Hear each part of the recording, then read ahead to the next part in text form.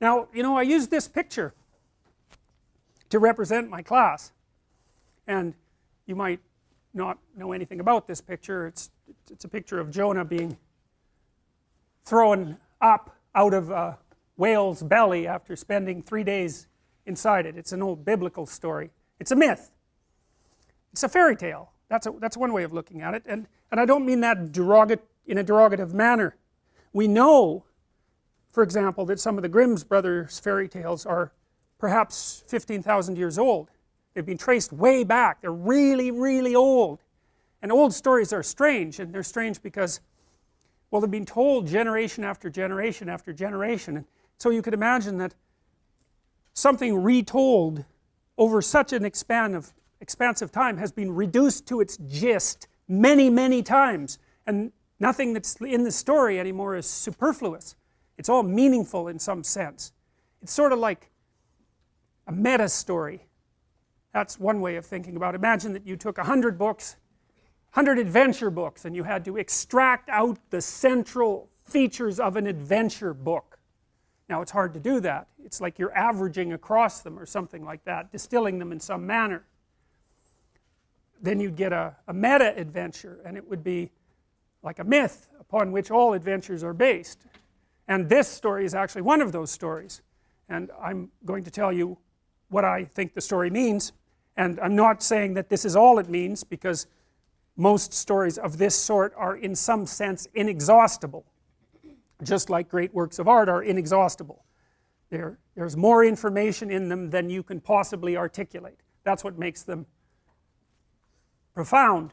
That's why you go look at them, because otherwise someone could just tell you about the painting and that would be the end of that, but that doesn't work.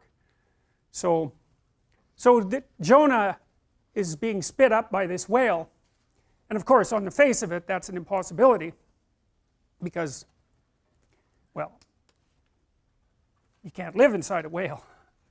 That's why it's impossible. Now you may remember, and likely do, that you all know a story about someone who is inside a whale. That's Pinocchio, right? And you know, you go to that movie, maybe even as an adult, you watch that movie, and Geppetto's down there in the whale, in his little boat, you know, it's big cavernous inside. You don't really care that there's a bunch of things you don't care about.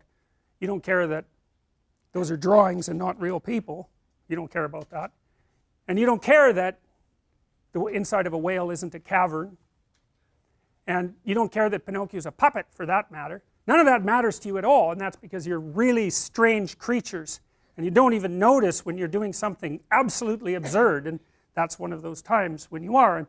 But if someone taps you on the shoulder and says, you know, you're just watching drawings of a puppet, puppets can't really move autonomously, and now he's at the bottom of the ocean, you have no idea why, he's going to rescue his father, and you're just sitting there and you're okay with that, and you'll say, shut up, because I want to finish watching the movie.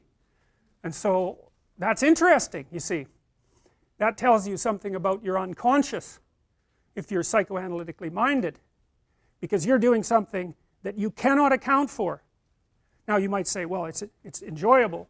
Well, that's deep, man. You're really going a long ways with that. The question is, A, why is it comprehensible? B, why is it enjoyable? C, just exactly what are you doing there? And you think that whatever you are doing there is so valuable that you'll actually pay to do it. Weird. Very, very weird. And you know, when you read about, let's say, the archaic rituals of tribal people, and you ask yourself, just what are they up to?